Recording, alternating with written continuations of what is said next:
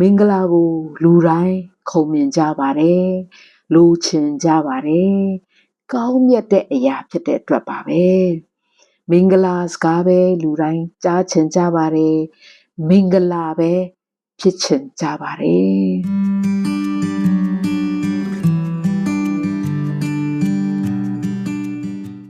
အားလုံးကို Happy New Year ပျော်ရွှင်သောနှစ်သစ်ဖြစ်ပါစေလို့နှုတ်ခွန်းဆက်သအပ်ပါတယ်ဒီကနေ့ဆင်ခြင်ဖို့နှုတ်ကပတ်တော်ကောင်းစဉ်ကတော့နှစ်သစ်မင်္ဂလာဖြစ်ပါတယ်မင်္ဂလာကိုလူတိုင်းခုံမြင်ကြပါတယ်လူချင်ကြပါတယ်ကောင်းမြတ်တဲ့အရာဖြစ်တဲ့အတွက်ပါပဲမင်္ဂလာစကားပဲလူတိုင်းကြားချင်ကြပါတယ်မင်္ဂလာပဲဖြစ်ချင်ကြပါတယ်အခြေပြုကျမ်းပိုက်ကလေးဖတ်လိုပါတယ်တရားဟောရာကျမ်းခန်းကြီး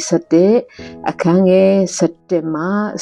7သင်တို့သွား၍ဝင်စားလက်တန့်သောပြည်သည်တောင်များရိုက်များနှင့်ပြေဆုံ၍မိုးရေကိုတောက်သောပြည်သင်တို့၏ဖျားသခင်ထာဝရဖျားပြုစု၍တစ်နှစ်ပတ်လုံးကြည်ရှုတော်မူသောပြည်ဖြစ်၏ဒီကျမ်းပိုက်ကလေးကတော့ခေါင်းဆောင်ကြီးမောရှေကဂျူးလူမျိုးတွေကိုပြောပြနေတဲ့ဖျားသခင်ရဲ့ဂတိတော်ပဲဖြစ်ပါတယ်ဂျူးလူမျိုးတွေဟာအီဂျစ်ဆိုတဲ့တိုင်းပြည်မှာနှစ်ပေါင်း400ကျော်ကျွန်မဝနဲ့နေခဲ့ရပါတယ်ကျွန်မဝရောက်တဲ့အချိန်မှာပင်ပန်းလှုပ်ဆောင်ပြီးရှာဖွေစားတောက်ရပါတယ်ခွဲခြားဆက်ဆံမှုတွေ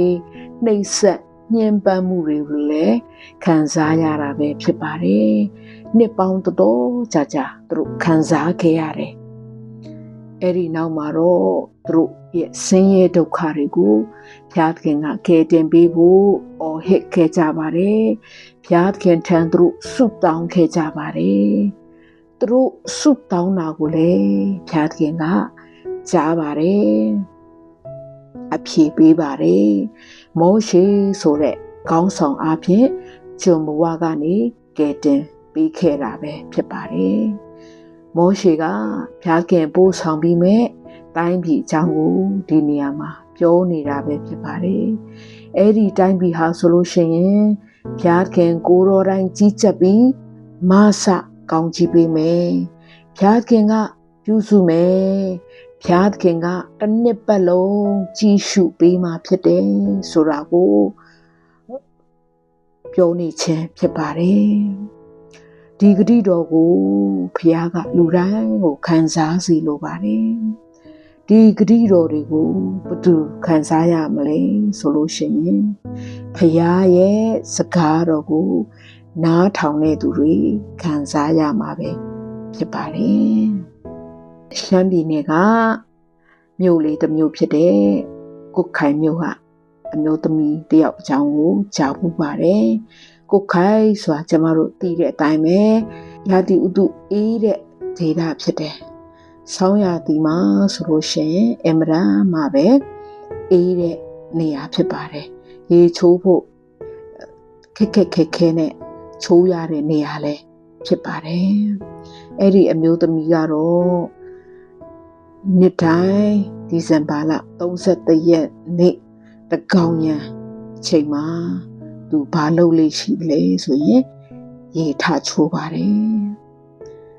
သူရဲ့အယူအဆကတော့နှစ်ဟောင်းကအညစ်အကြေးတွေကိုနှစ်သစ်ကိုပယ်မသွားချင်လို့သူရေချိုးရခြင်းပဲဖြစ်ပါတယ်အဲ့တော့အညစ်အကြေးတွေကင်းစင်သွားတာပဲဖြစ်ပါတယ်ကောင်းပြီကျမတို့ဟာလေခန္ဓာကိုယ်တန်ဆင်ရုံတာမကပဲနဲ့ဝိညာဉ်မှာလည်းတန်ရှင်းစင်ကြယ်စေဖို့ရန်ဘုရားသခင်ကအလိုရှိပါတယ်နှစ်သစ်ကိုဝင်စားတော့မယ်ဆိုလို့ရှိရင်ဘုရားမကြိုက်တဲ့အမှုအကျင့်တွေကျမတို့ထားခဲ့ဖို့ဖြစ်တယ်စွန့်ပစ်လိုက်ဖို့ပဲဖြစ်ပါတယ်သခင်ယေရှုဟာ အပြည့်ရဲ့ခြေချွန်ဘဝရောက်နေတဲ့ကျွန်တော်ကျမတို့ကိုအသေးခံခြင်းဖြင့်ကယ်တင်ပေးခဲ့ပြီးဖြစ်ပါတယ်အသွေးသွန်းခြင်းအပြင်အပြစ်တွေကိုဆေးကြောဖြူစင်စေခဲ့ပြီးဖြစ်တယ်လွတ်မြောက်စေခဲ့ပြီးဖြစ်ပါတယ်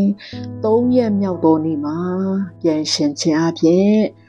ကျွန်တော်ကျမတို့ကိုဖြောင့်မတ်ရာသို့ရောက်စေပြီးဖြစ်တယ်တနည်းအားဖြင့်ဖခင်ရဲ့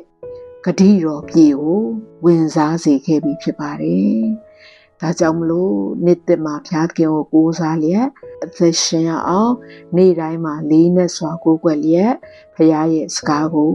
နားထောင်ရအောင်။အဲဒီခါမှာဖခင်ရဲ့ဂျေဇုတော်အသက်ဂရုဏာတော်အသက်နဲ့ဖခင်ရဲ့စောင့်ရှောက်ခြင်းမင်္ဂလာကိုခံစားရမှာပဲဖြစ်ပါတယ်။နားဆင်သူတိုင်းနေ့သက်မှာမင်္ဂလာအဖျားဖျားနဲ့ပြည့်စုံစေဖို့ဆုတောင်းမေတ္တာပို့သအပ်ပါတယ်။